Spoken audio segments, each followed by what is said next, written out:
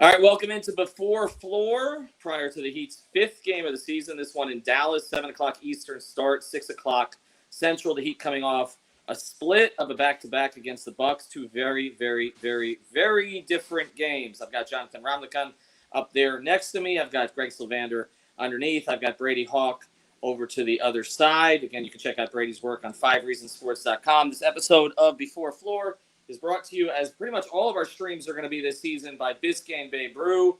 Go to Biscayne Bay Brewing Company. Find out where you can get, or BiscayneBayBrewing.com. Find out where you can get this beer, whether it's at a Publix in your area or a local restaurant, but it's all over South Florida now, and it's going to spread to some other spots. So this one is the Pale Ale, the Miami Pale Ale, but I got some Tropical Bay IPA here, some Marlins Lager. They've introduced some new beers, and if anybody wants any, let us know because, well, not in our audience, but right here, except Brady, of course. We're going to be getting some beer out to some of our contributors as well. So check out Biscayne Bay Brewing, the official beer, the 5 Reasons Sports Network, and you're going to see a lot more from us coming up about them. All right, let's get right to it, though. This is a pregame show. We're not going to go too long today. We're waiting on the starting lineups, obviously. Don't have that yet, but the one bit of good news for the Miami Heat is Jimmy Butler warming up with the intention to play. That's according to Eric Spoelstra. He did make the trip, so we figured he would likely play since this was a one-game trip. There was no point for him to come otherwise, but it does appear that Jimmy Butler will be back in the starting lineup. He took the 2 days to let the ankle heal. I reported that it wasn't anything serious. It appears that he's going to be fine and good to go. So let's get to it here. We've seen 3 different starting lineups in 3 days, Greg, or 3 games, 3 totally different starting lineups, some of it forced by Jimmy's absence. I have a particular preference for a starting lineup. It happens to be the same preference that Nekias Duncan and some others have, which would be simply to slide Jimmy in at the 4, continue to start Bradley with Hero, Robinson, and Bam, and go with those 5. Do you think that Eric will actually do that? Yeah, because essentially it's just swapping Iggy for Jimmy. So, I mean, I think that actually, as much as we think that sometimes Spoelstra goes opposite of what we'd like him to do, I think this is going to be one of the occasions where he follows suit. The tallest player that Dallas starts is Dwight Powell, and he's not that big. So I feel like, Bam can be fine there. And the rest of those guys are all wings, Tim Hardaway Jr. and obviously, the other cast of characters, Luka. They are defendable from a size standpoint, so why not go with the smaller lineup and see how it works? Yeah, no Porzingis, which changes the dynamic exactly for them quite a bit. This is a team that you could do it against. Then you see Oklahoma City in a few days, and I feel like, OKC. I forgot that Al Horford was playing for OKC until I watched some of that yesterday. I feel like in some ways that's like the only break you get on the schedule here for a while. Brady, can you give me a reason why he wouldn't do that? Is there another possibility that you think? I mean, it's not going to be Dragic starting, obviously. But is there something else you think he could do where maybe Avery Bradley stays on the bench? I think the only other way was if he, transfers Avery Bradley for Jimmy and keeps Iguodala at the 4. I feel like that's something he could do.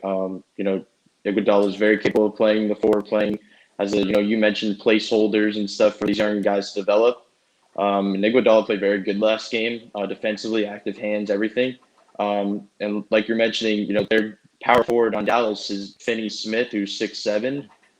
So it would make sense to do the Avery Bradley lineup against this team, but I wouldn't be surprised if he keeps, Iguodala in and then goes with, the Dragic Avery Bradley backcourt off the bench.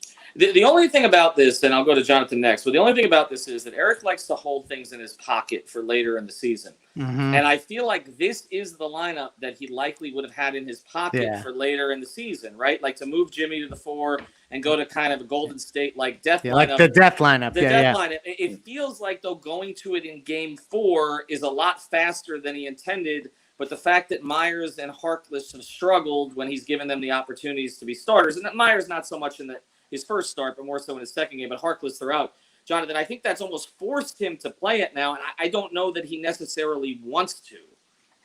Yeah, I think even if he does start with that, we've seen that he's been able to go to the bench so quickly, like minute 3 or minute 4, that he'll come in and he'll change it up. So even if another team wants to scout that defensive, that lineup for a little bit, they probably won't get too much of it anyways because Spo is going to change the lineup and he'll mix players in anyway. So even if this is something that we wanted to save for later in the season and kind of use it as a secret weapon, I think it's something we still can do because we're not going to use that lineup that much, maybe other than to start the game and then a couple minutes just to close the game. Let's go to what happened against Milwaukee a little bit. I know we're projecting forward, but I don't think I've seen a turnaround like that in a back-to-back. First thing, you don't see back-to-backs against the same team very often in the NBA, right? And not in the same city.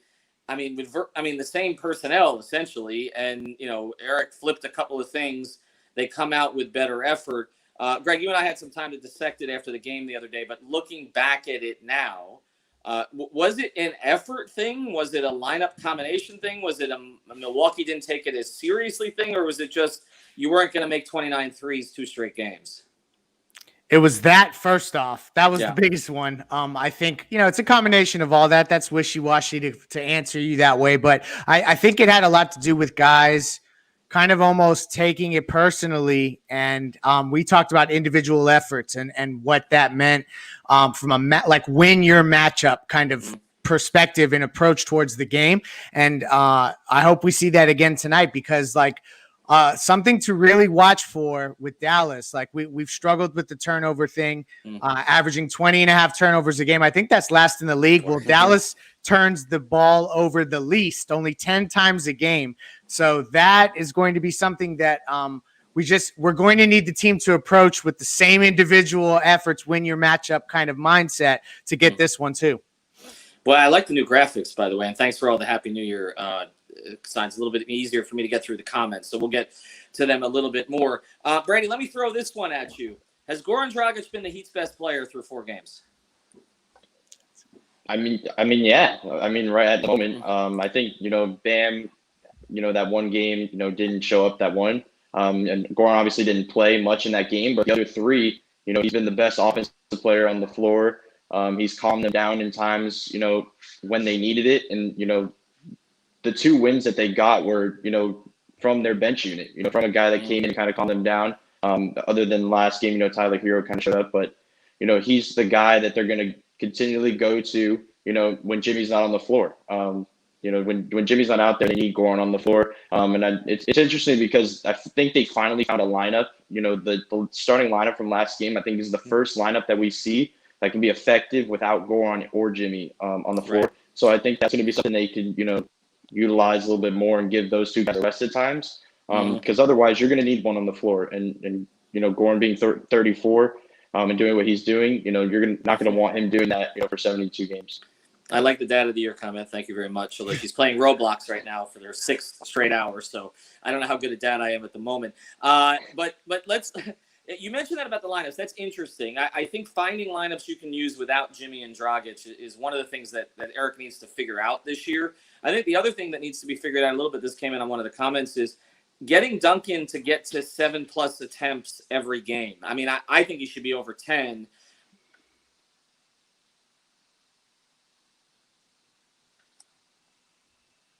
He's had, to have 4 attempts, 3-point attempts in a game for Duncan is just not enough, even in a game that they win. I think that needs to be a focus. Let's get to a couple of the bench guys that we haven't talked about much. I thought Kelly played well in the last game. It feels like he has to find spots for him, Jonathan. There are some games that you just sort of let Kelly go, and there are other games that Kelly's kind of unplayable. Yeah, I think this is one of the games where you can kind of let him go. I think the best 3 big man rotation that we could run is a mixture of Kelly, Bam, and Precious, and just kind of mix those bigs in along with our bigger, our smaller 4s that we play, like a Jimmy or an Iguodala or KZ, who we want to run next to them. But I think using 2 of those 3 guys at a time is really going to help Kelly in this game. And he's also, I think he's top 5 or top 6 in the team in assists. And if you look at Dallas only have 3 guys averaging 2 assists or more. Miami has 7 guys averaging 2 assists or more. So Kelly's one of those guys that's almost like a de facto point guard, where even though we don't have a true point guard in the team, we have a couple of guys that can handle the ball that's not in the point guard position. And Kelly is one of those guys that can just keep everything calm, have everybody calm down, and help move the ball as well. All right, let's talk about some of the guys who I know Heat fans have very strong opinions about one way or the other. KZ is obviously somebody that everybody wants to see play after the preseason. But I do feel, and this has become an obsession that's kind of at Beasley proportions at this stage. But my thing about it is this. If you're going to be playing Iguodala at some 4 and you're going to be playing Jimmy at some 4, and you're playing Precious, you're trying to get Precious up to 15 plus minutes a game, and you're using Kelly some. I just Harkless or no Harkless, I don't know where the minutes are for KZ at this point, right? Like I don't. Everybody's looking at this. I mean, people are drawing. I saw Brady in some of your mentions that people are kind of coming after it, like, well, Precious is playing right away and KZ is not, so it's an indictment of KZ. I think it's just fit. Like they need another rebounder. They need an aggressive energy player on the interior. KZ is a wing. They project him maybe to be a bigger wing eventually, but he's a wing. They have a lot of wings, including guys that Eric trusts right now. And it just, to me, it's apples and oranges here. And to that point, I think the biggest thing, not to compare, Precious and KZ, but Precious plays his own role at the moment. And I think that's something that Spoelstra continues, alludes to when he's talking about KZ, is that he has to kind of put everything together, that he has everything, but he has to kind of, mold it. And Precious, he went out there in the first game without, playing, and he just seems to be more comfortable than anybody because, like you mentioned, just offensive rebounds, defensively knows where to be, just runs the floor. He doesn't, he's not in control. He's just doing what he can do. And that ultimately gives him the edge over KZ. And I think, KZ is going to need probably a little bit longer, I guess. Practices, training camps, whatever it is, to get adjusted. It's his second year. It's not his fourth year, fifth year. Right. So there's no rush. Heat fans, want it now, but it could come down the line. You may get to playoff time, and he's finally put everything together, and they're throwing him in the rotation. All right, we're gonna get to the predictions here for tonight in a second, but we got to address the other thing, which is sort of the extra guard, right? Like you're bringing Jimmy back tonight, but you've got a healthy. Who plays forward and guard, obviously, as does Duncan to a certain degree. But you've got a healthy Dragic, you've got a healthy Hero, you've got a healthy Bradley, and now you just had Gabe Vincent minutes. But at the same time, we weren't talking about using Gabe Vincent as trade bait. We were talking about using Kendrick Nunn as trade bait. And I just wonder, if he's going to play one of them, I don't even know that there's minutes for either of them in a lot of games. But if he's going to play one of them, Greg, it looked to me the other night like he was more comfortable with Gabe Vincent because of the energy. Even though Gabe is a chucker, there's no question about that, but he's a different kind of chucker than Nunn is. And he was competing defensively. Being at the game, you could see it. Has Gabe Vincent moved ahead of second and rookie of the year voting Kendrick Nunn as their essentially, I guess, their fourth guard? It sucks to say yes. I think so. Just because of where Kendrick Nunn's value was maybe this time last year, when you think about kind of how that's cratered, it's unfortunate. Gabe Vincent, though, this is the thing.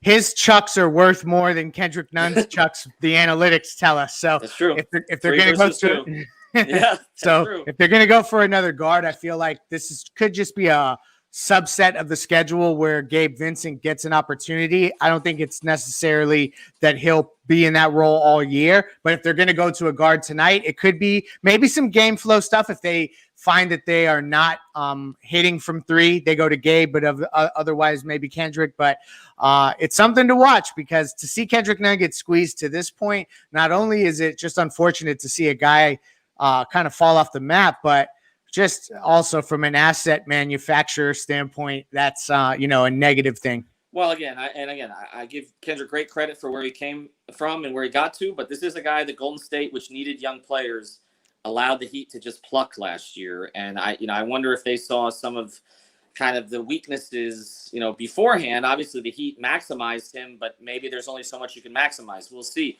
It looks to me like the only two guys on the main roster that aren't going to play or at all are Haslam and Silva right now. It seems like everybody else, there could be a game for Leonard, there could be a role for Harkless, there could be for Vincent, there could be for Nunn. It just seems like it's those two guys know, and obviously UD has a role, and Silva's kind of here because because he's here, I guess. And I like Chris. He's kind of here. He's kind of here. All right, let's. It's not even all the way here. He's just. Well, it's just that Precious just zoomed by, like everything that Silva gave at the beginning of last year. True. Like Precious has given them already. Let's get to tonight. To me, this is kind of a big game because first thing, you got Jimmy coming back, where he's declaring himself healthy. But also, you want to show that second game against Milwaukee is the real you as a team. But also, you got OKC coming in next, so you can get to 4-2. You got the lineup? Yeah, I got the lineup. So the starting lineup tonight is Hero, Robinson, Butler, Iguodala, and Adebayo. All right, so Brady inactive Strus and Vincent. Yeah, Brady nailed it. You're right. So Brady nailed the lineup. All right, so that's it. All right, so in that light, it looks like Bradley comes off the bench with Goran, which probably means you don't see much of Nunn or Vincent tonight, is my guess, because you're going to play the two of them together as guards unless they go with some three-guard lineups. But again, getting back to it, I think this is an important game for the Heat. You win this one, you'll be a heavy favorite against OKC, and at least you built yourself a little bit of cushion at 4-2 before the schedule gets tougher again. Does anybody see a loss tonight against our old friend Josh Richardson and the Mavs? So, I never picked the Heat to lose on this pregame stream, so I'm not going to do it now, but I'll just say these two cautionary tales. One is that Dallas just got their ass kicked by Charlotte by 19. Yeah. And here's the other one. Jay Rich went 1 for 10 in that game. We know he's been known to go up and down, and also he's also had big games kind of coming, to say hello to Miami. Not that they're in Miami, but so those are just two things to watch. But I still got Miami winning tonight. I do too tonight. Either of you guys, Jonathan, Brady? No, I'm gonna take the Heat to win. You go ahead, Brady.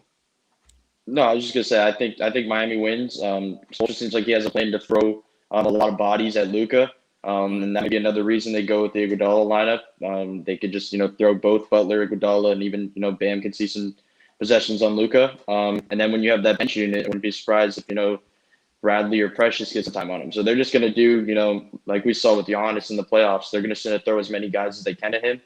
Just kind of throw him off with different defensive styles. But having a guy like, Iguodala to balance off a guy like Bam, playing the 4 and the 5, the guy that's a lot quicker, on his feet, and a guy that's a lot quicker on his hands, I think is something you can utilize, like on the defense side.